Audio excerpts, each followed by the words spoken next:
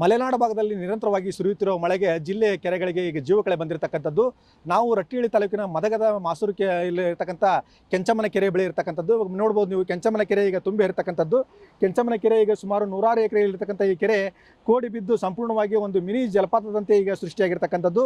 ಕೋಟೆಗಳ ಮಧ್ಯೆ, ಕಣಿವೆಗಳ ಮಧ್ಯೆ ಇರತಕ್ಕಂಥ ಈ ಕೆಂಚಮ್ಮನ ಕೆರೆಗೆ ಮಲೆನಾಡು ಭಾಗದಲ್ಲಿ ಶಿವಮೊಗ್ಗ ಆಗಿರ್ಬೋದು, ಶಿಕಾರಿಪುರ ಆಗಿರ್ಬೋದು, ಆ ಭಾಗದಲ್ಲಿ ಸುರಿತಕ್ಕಂಥ ಮಳೆಗೆ ನೀರು ಹರಿದು ಬಂದು ಕೆರೆನೇ ಸೇರುತ್ತೆ. ಕೆರೆನೇ ಸೇರಿದ ಬಳಿಕ ಈ ರೀತಿ ಒಂದು ಮಿನಿ ಜಲಪಾತ ಒಂದು ಸೃಷ್ಟಿಯಾಗಿರ್ತಕ್ಕಂಥದ್ದು.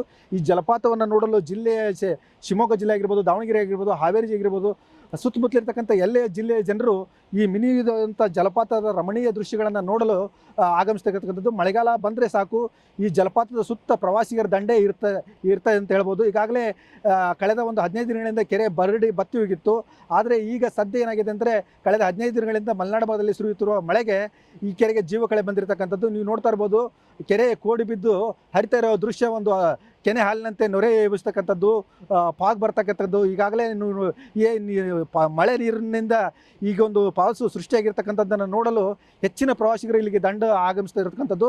ಪ್ರವಾಸಿಗರಿಗೆ ಇದೊಂದು ಏನಂತಂದರೆ, ಹಾವೇರಿ ಜಿಲ್ಲೆ ಮಟ್ಟಿಗೆ ಒಂದು ಜೋಗ್ ಫಾಲ್ಸ್ ಅಂತಲೇ ಹೇಳ್ಬೋದು. ಈ ಜೋಗ್ ಫಾಲ್ಸ್ ಅಂತ ಹೋಗಿ ನೋಡದೇ ಇರೋರು ಈ ಮಾಸೂರಿನ ಕೆಂಚಮ್ಮನ ಕೆರೆಗೆ ಬಂದು ಈ ದೃಶ್ಯಾವಳಿಯನ್ನು ನೋಡಿ ಕಣ್ತುಂಬಿಕೊಳ್ತಕ್ಕಂಥದ್ದು. ಈಗಾಗಲೇ ಅಲ್ಲಿ ಮೇಲ್ಗಡೆ ಪ್ರವಾಸಿಗರಿಗೆ ಕೆರೆಯನ್ನು ನೋಡಲು, ಕೋಡಿ ಬಿದ್ದಂಥ ನೀರನ್ನು ಹರಿದು ಹೋಗೋದನ್ನು ನೋಡಲು ಒಂದು ಬ್ಯಾರಿಕೇಡನ್ನು ಅಳವಡಿಸ್ತಕ್ಕಂಥದ್ದು. ಈಗಾಗಲೇ ಇದ್ರ ಜೊತೆಗೆ ಏನಂತಂದರೆ, ಸ್ಥಳೀಯ ಅಕ್ಕಪಕ್ಕದ ಹಳ್ಳಿ ಇರ್ತಕ್ಕಂಥ ಜನರು ಮೀನು ಹಿಡಿಯುವ ಸಾಹಸಕ್ಕಂತೂ ಒಂದು ಮುಂದಾಗಿರ್ತಕ್ಕಂಥದ್ದು.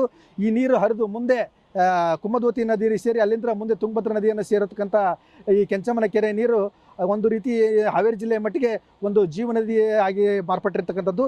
ಈ ಕೆಂಚಮ್ಮನ ಕೆರೆಯನ್ನು ನೋಡಲು ಬರ್ತಕ್ಕಂಥ ಪ್ರವಾಸಿಗರಿಗೆ ಒಂದು ಮೂಲಭೂತ ಸೌಲಭ್ಯಗಳಿಲ್ಲ. ಯಾಕಂದರೆ ರಸ್ತೆ ಇಲ್ಲ, ಸರಿಯಾಗಿ ದಾರಿ ಇಲ್ಲ. ಇಲ್ಲಿರ್ತಕ್ಕಂಥ ಬಂದು ಸ್ವಲ್ಪ ಹೊತ್ತು ತಂಗಿ ಇಲ್ಲಿ ಇರ್ತಕ್ಕಂಥ ಒಂದು ಪ್ರವಾಸಿ ತಾಣವನ್ನು ಕಣ್ತುಂಬಿಕೊಳ್ಳಲು ಒಂದು ಸೂಕ್ತ ಮೂಲಭೂತ ಸೌಲಭ್ಯಗಳಿಲ್ಲ. ಈ ಮೂಲಭೂತ ಸೌಲಭ್ಯಗಳನ್ನು ಪ್ರವಾಸಿಗರಿಗೆ ಜಿಲ್ಲಾಡಳಿತ ಆಗಿರ್ಬೋದು, ಪ್ರವಾಸೋದ್ಯಮ ಇಲಾಖೆ ಆಗಿರ್ಬೋದು ಸೂಕ್ತ ರೀತಿಯಲ್ಲಿ ಒದಗಿಸಿಕೊಟ್ರೆ ಇನ್ನೂ ಹೆಚ್ಚಿನ ಸಂಖ್ಯೆಯಲ್ಲಿ ಇಲ್ಲಿ ಬಂದು ಜನರು ತಮ್ಮ ಸಂತಸವನ್ನು ವ್ಯಕ್ತಪಡಿಸಲು ಸಾಧ್ಯವಾಗ್ತದೆ. ಇದ್ರ ಜೊತೆಗೆ ಏನಂತಂದರೆ, ಜಿಲ್ಲಾಡಳಿತ ಈಗ ಹಲವು ಬಾರಿ ಇದರೊಂದು ಪ್ರಸ್ತಾವನೆ ಕಳಿಸಿದ್ರು. ಸರ್ಕಾರದ ಮಟ್ಟದಲ್ಲಿ ಈಗಾಗಲೇ ಇದಕ್ಕೆ ಯಾವುದೇ ರೀತಿ ಒಂದು ಅನುದಾನ ನಿಗದಿಯಾಗಿಲ್ಲ. ಯಾಕಂದರೆ ಇದು ಗಡಿ ಭಾಗದಲ್ಲಿದೆ, ಶಿವಮೊಗ್ಗ ಮತ್ತು ಹಾವೇರಿ ಗಡಿ ಭಾಗದಲ್ಲಿ ಇರತಕ್ಕಂಥದ್ದು ಹಿನ್ನೆಲೆಯಲ್ಲಿ ಇಲ್ಲಿರ್ತಕ್ಕಂಥ ಜಿಲ್ಲಾಡಳಿತ ಒಂದು ಸ್ವತಂತ್ರವಾಗಿ ಒಂದು ತೀರ್ಮಾನವನ್ನು ತೆಗೆದುಕೊಳ್ಳಲು ಸಾಧ್ಯವಾಗಿಲ್ಲ. ಜೊತೆಗೆ ಇಲ್ಲಿರ್ತಕ್ಕಂಥ ಏನಂತಂದರೆ, ಹೆಚ್ಚು ಮೂಲಭೂತ ಸೌಲಭ್ಯಗಳನ್ನು ಒದಗಿಸಿಕೊಟ್ರೆ ಇನ್ನೂ ಹೆಚ್ಚಿನ ಸಂಖ್ಯೆಯ ಜನರು ಬಂದು ಈ ಪ್ರವಾಸಿ ತಾಣವನ್ನು ಕಣ್ತುಂಬಿಕೊಂಡು ಕುಟುಂಬ ಸಮೇತರವಾಗಿ ಎಂಜಾಯ್ ಮಾಡಲು ಸಾಧ್ಯವಾಗುತ್ತದೆ. MH Prashant, TV5 Kannada, Haveri.